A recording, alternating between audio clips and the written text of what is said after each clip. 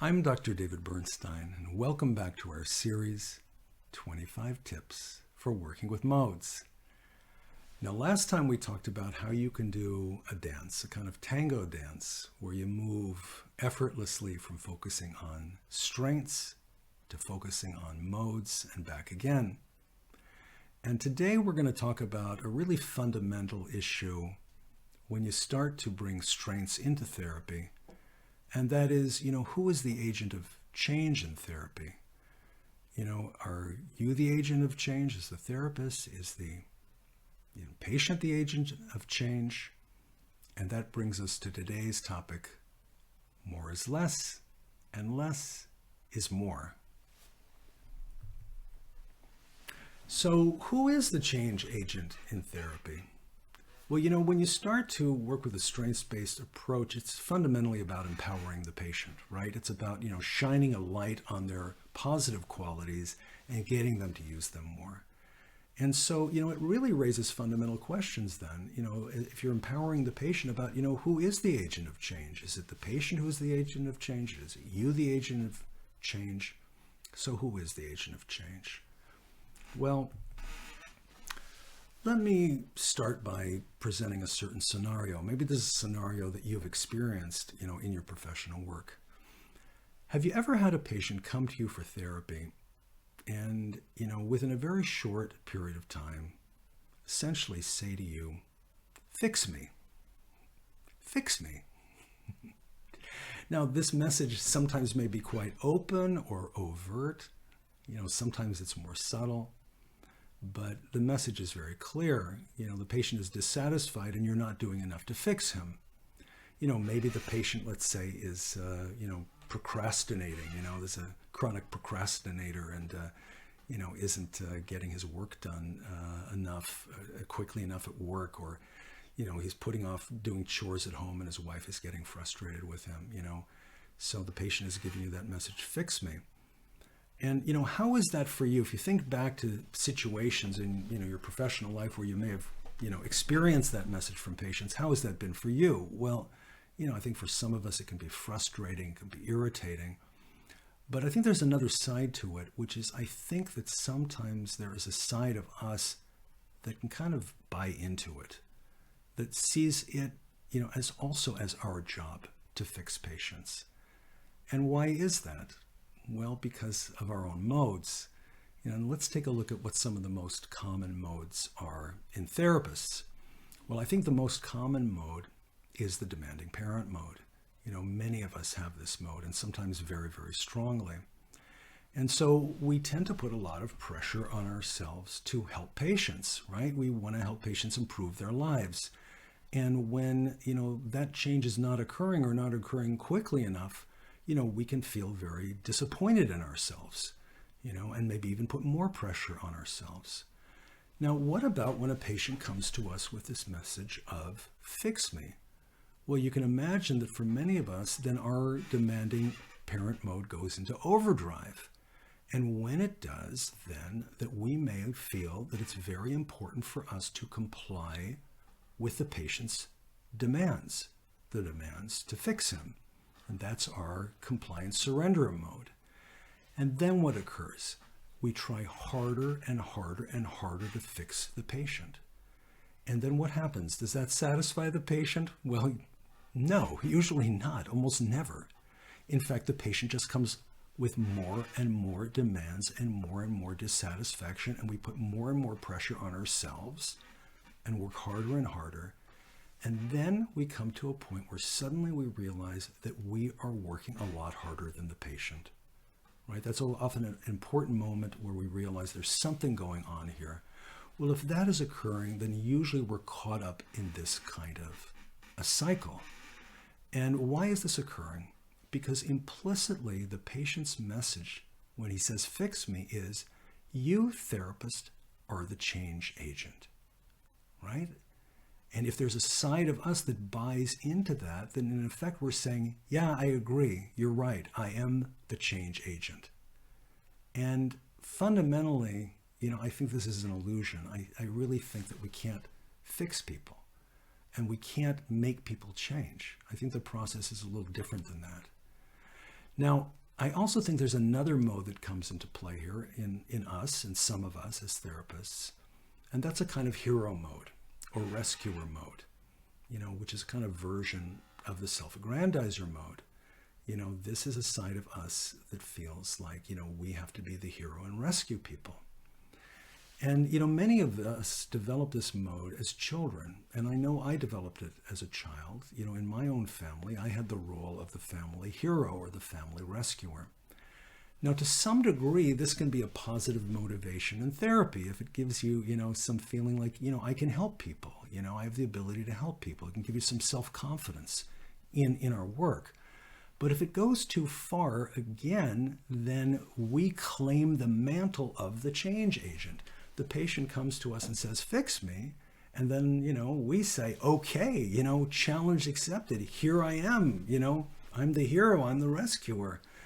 And oftentimes then, again, on some subtle implicit level, that's actually disempowering to the patient, because we're claiming that role as the change agent. And that doesn't leave them enough room to have that role themselves. It becomes too important to us that the patient changes.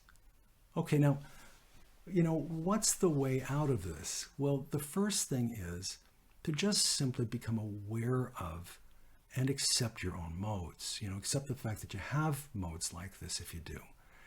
And then just to try to take a deep breath and take a step back, and then just trying to look for some other solutions. Now, how further? What can we do concretely beyond becoming aware of our own modes that, play a role in this cycle? Well, what I'm going to recommend is actually validating the coping modes that are contributing to the patient's lack of change. And that sounds paradoxical. But think about, the example I gave of a patient who comes into therapy and is, complaining about procrastination. Well, maybe it's an avoidant coping mode. Maybe it's the patient's detached protector mode that's getting in the way of the patient, taking care of things, and that's causing problems in his life. And maybe the patient, also that you're going to see this mode in the therapy sessions itself. Maybe you're going to notice that same detached protector mode, in the therapy sessions. Maybe you're going to see that this is a patient who has a hard time opening up, sharing things about himself, hard time getting in touch with his emotions and revealing his emotions. And so that same avoidant mode that is responsible for his procrastination is also creating distance in the therapy. Okay, so now what happens further? Well, maybe the patient is getting frustrated if the change isn't happening fast enough. But maybe also, you as the therapist are getting frustrated. And why is that? Well, let's say there's a really strong detached protector mode in the therapy. And well, what do we want to do as therapists? We want to reach patients' vulnerability. And so, instead that there's this, heavy duty detached protector mode in the room, very often we can start to get frustrated or even irritated with the patient. It's as if somehow inside we're feeling, listen, I'm getting sick and tired of this detachment of yours. Would you just please take this wall down so that I can reach your vulnerable side? Okay. Now, we know that in practice, that's not going to work. And yet, again, we can kind of feel that, here we've been working so hard. And after all, we're nice people and we're doing all of our reparenting. We're being there for the patient. Why won't they bring the wall down? But again, this kind of attitude is if somehow we can force them to, change their mode is actually disempowering to the patient because it's acting as if we are the change agent and not the patient. So, what's the way out here? Well, the way out is to do exactly the opposite. Rather than essentially to reject the patient's mode, it's to accept the patient's mode. To validate the patient's mode. And the more you validate the patient's mode, the less the patient needs to use it. It's paradoxical. So you could say something to the patient like the following. You could say something like, hey, I know I can see a side of you that's feeling already a little frustrated that, you haven't made much progress, in terms of your procrastination. And I can imagine how difficult that is. And, you know, I also see, you know, that same side of you that avoids, that we've been talking about, that avoidance side. You know, I see it here sometimes, you know, the side of you that has trouble opening up and talking about your feelings and so forth. You know, but I want to let you know that, you know, this side of you is there for a reason. You know, it didn't develop out of nowhere. You know, that's a side that you needed when you were growing up to cope. And if you hadn't had that side, your life as a child would have been a lot harder. You know, it's as if somehow you've learned to use this side too well. You know, it's gotten so strong in your life. And I know that that's frustrating. But I want to let you know that I have confidence that when the time is right, that you're going to slowly let that wall down just bit by bit.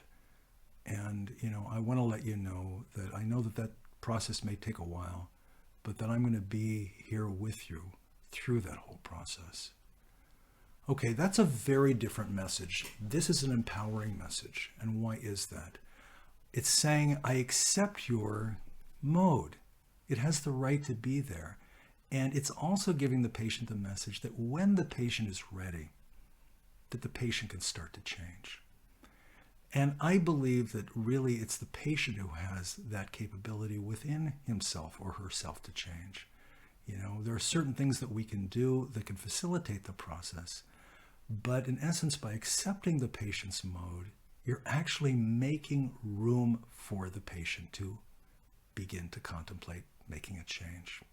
Okay, so more is less. The more that you validate the patient's coping modes, even when it's getting in the way of change, the less that the patient needs to use it.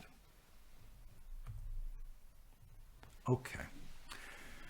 So who is the change agent here? Is it you? Is it the patient? Well, my personal conviction is that the patient is the change agent. In therapy, you know, I believe that we can do things to facilitate change, that we can help to create the conditions that enable change to happen. You know, like, you know, we can use a very consistent framework, like the framework of modes. We can emphasize patient strengths. We can focus on their needs. We can even try to provide for some of those needs in the therapy relationship. You know, that's limited reparenting. So that's creating the conditions of change, the conditions that might, you know, allow change to occur. And yet, fundamentally, I do believe that the patient is the change agent. And, you know, I think that if we create that room, that many of them will respond by using the potential that they have in order to affect change. Even some patients who have very serious problems. And part of this conviction comes from my own experience of working with, you know, patients who have very severe personality disorders. And of course, not all of them change, but some of them do, including patients who you never really thought would change. So I do believe that, you know, people, I don't know if it's all people, but certainly I think, you know, many people have within them some kind of potential to change. And so what that means is, in effect, that by not working so hard, by doing less, actually, as therapists, you know, we are actually doing more. You know, by not claiming that mantle of change agent for ourselves, you know, but instead facilitating change, you know, that less is more. By doing less, we will in the long run achieve more with our patients. Okay. Now, in essence, what I'm recommending here is a kind of process-oriented approach to therapy. And, you know, we'll continue on that theme next time, you know, with the next video. It's a journey. And please come to our website, www.imodes.com, and take a look at our image-based therapy tools. Have a great week, and see you next time.